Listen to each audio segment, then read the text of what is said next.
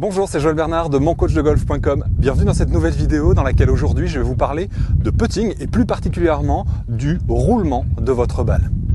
Alors, lorsqu'une balle roule correctement, ça lui permet non seulement de mieux tenir sa ligne, mais en plus d'arriver à plus facilement contrôler la distance et le dosage sur vos longs putts. Alors peut-être qu'aujourd'hui, lorsque vous puttez, vous voyez votre balle qui décolle du sol.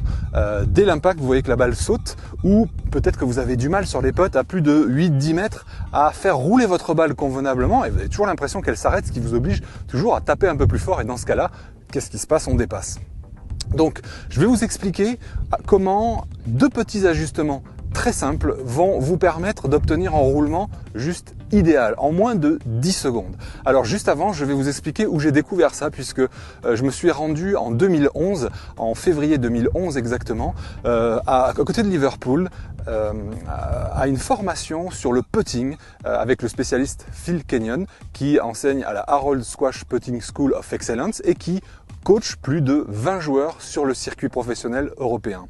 Et j'ai découvert lors de la première journée qui était dédiée à la théorie des vidéos sur lesquelles on voyait les balles se comporter juste après l'impact. Et là j'ai été ébahi, époustouflé de voir à quel point la balle réagissait au putting exactement de la même façon qu'au swing. Alors je sais pas, peut-être que vous êtes comme moi à cette époque et que mettre du slice, du hook ou mettre du backspin au putting, ça vous paraît peut-être sûrement incroyable. C'était mon cas et j'ai vraiment été ébahi. Laissez-moi vous montrer d'abord dans cette première vidéo comment la balle va sortir de la tête de club en non seulement décollant, mais en plus en prenant un effet rétro. Dans cette autre vidéo, vous allez pouvoir également remarquer à quel point la balle peut prendre un effet de droite à gauche, c'est-à-dire carrément un effet de draw, un coup brossé, donc fatalement que ce genre de putt aura tendance à dévier à gauche et à faire une virgule par le bord gauche. À l'inverse, on peut carrément couper une balle, la slicer comme on pourrait le faire avec un drive. Évidemment, l'effet sera moindre, mais il sera quand même présent et il va forcément faire dévier votre balle de la trajectoire. Mais ce qui est assez impressionnant, je reviens sur la première vidéo que je vous ai montrée, c'est celle où la balle décolle et tourne carrément dans l'autre sens. Le but du jeu, c'est bien sûr de faire rouler la balle et surtout de la faire rouler dès qu'elle sort du putter. Regardez cette vidéo, là vous allez voir une balle qui se comporte de la bonne façon. Vous pouvez voir qu'elle se met en mouvement et qu'elle tourne tout de suite sur son axe dès le départ, dès le contact avec le putter.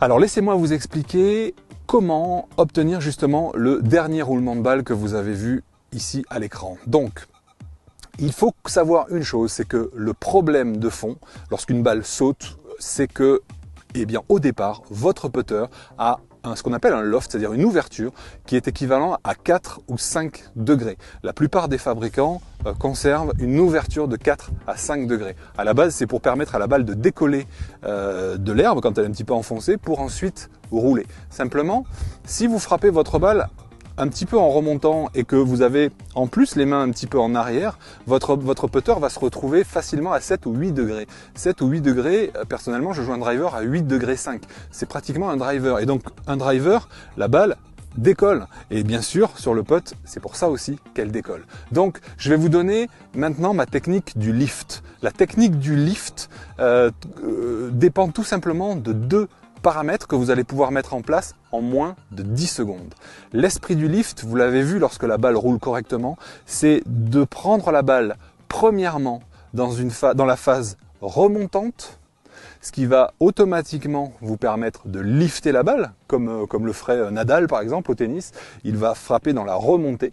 Simplement, il va falloir orienter la phase de club, fermer la phase de club pour permettre à la balle de rouler, puisque si vous frappez dans la remontée avec des mains qui sont en arrière, votre balle va forcément décoller et même avoir du backspin. Comment fait-on pour faire rouler la balle comme ceci dès le départ de la trajectoire? Eh bien, il faut que votre face de club soit 1 degré plus fermé que l'angle d'attaque remontant que vous allez obtenir. Si votre face de club est un petit peu plus fermée, votre balle se met à rouler. Et si votre face de club est équivalente à l'angle remontant, elle va tout simplement décoller sans effet. Et si la face de club est par exemple à 5 degrés avec un angle d'attaque à 3 degrés, eh bien la balle prend du backspin. Et c'est pas vraiment ce qu'on veut au putting, on veut que la balle roule. Alors maintenant, laissez-moi vous montrer comment on va mettre en place 2 petits ajustements simples. En 10 secondes, vous allez obtenir un roulement idéal. Alors voici ma recette pour obtenir un roulement idéal.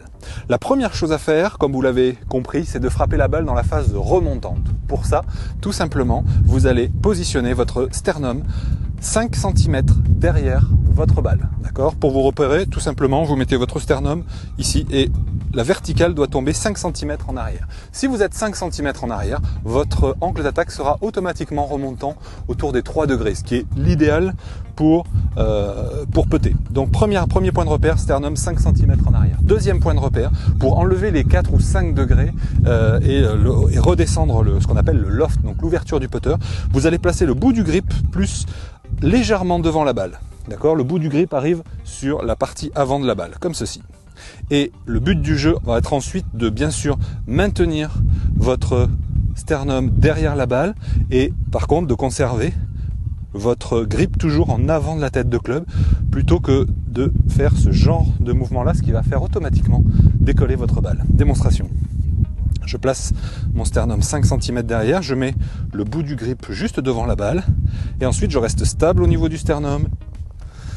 Voilà, c'est à vous de jouer maintenant. Appliquez ma technique du lift en 2 étapes. Mettez la balle 5 cm à gauche du sternum, mettez les mains juste devant la balle et conservez-les pendant le mouvement. Vous allez voir que votre balle va rouler comme les pros. Alors je dois vous prévenir qu'au début vous risquez de dépasser pas mal les trous, donc commencez à le mettre en pratique sur un putting green, parce que si vous le mettez directement en place sur le parcours, vous risquez d'être surpris. Par contre, vous allez voir que très rapidement vous allez vous habituer et vous allez être beaucoup plus à même de doser vos longs putts. Alors voici ce que vous allez faire maintenant. Je compte vous proposer d'autres vidéos sur le putting ces prochaines semaines et j'aurai besoin que vous m'indiquiez, afin que je puisse vous aider du mieux que je peux, j'aimerais que vous m'indiquiez quel est votre plus gros problème au putting. Est-ce que c'est la lecture des pentes? Est-ce que c'est justement le dosage sur les longs putts? Est-ce que c'est vos putts courts que vous ratez? Ou alors est-ce que c'est votre manque de confiance en vous? Bref, je ne veux pas non plus vous influencer, mais dites-moi quel est le plus gros obstacle aujourd'hui sur votre putting qui peut-être vous fait perdre trop de points. Et dites-moi également dans la zone de commentaires quels objectifs vous pourriez atteindre si votre putting passait le niveau supérieur, passer un cap, si vous enleviez vos 3 putts, si vous rentriez plus de putts courts, qu'est-ce que vous pourriez atteindre comme objectif et qu'est-ce que ça changerait pour vous? Je suis curieux de lire vos réponses dans la zone de commentaires. Bien sûr, comme d'habitude, je le lirai personnellement et ça m'aidera à vous proposer des solutions vraiment adaptées dans les vidéos qui vont suivre ces prochains jours. À tout de suite dans la zone de commentaires.